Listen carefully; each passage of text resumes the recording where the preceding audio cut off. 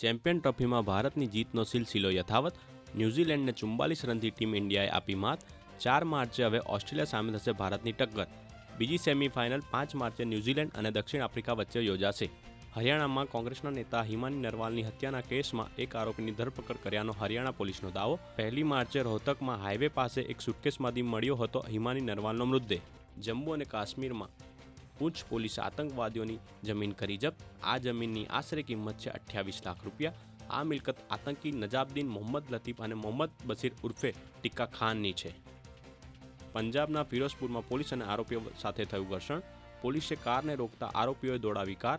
આરોપીએ પોલીસ પર કર્યું ફાયરિંગ. પોલીસે જવાબી કાર્યવાહી કરતા બલજિંદરસિંહ ઉર્ફે લાડી નામનો આરોપી થયો ઇજાગ્રસ્ત આરોપીને લઈ જવાયો હોસ્પિટલ. પોલીસે આરોપી પાસેથી 2 કિલોથી વધુ હેરોઇન કર્યું જપ્ત. દિલ્હીના મંત્રી કપિલ મિશ્રાએ દિલ્હીના ખજૂરી ચોકની લીધી મુલાકાત. ખજૂરી ચોક ખાતે રસ્તાના કામનું કર્યું નિરીક્ષણ. રસ્તાની મજબૂતી અંગે કરી તપાસ. કહ્યું, અમે બધા દિલ્હીના રસ્તાઓની સ્થિતિ સુધારવા માટે કરી રહ્યા છે કામ.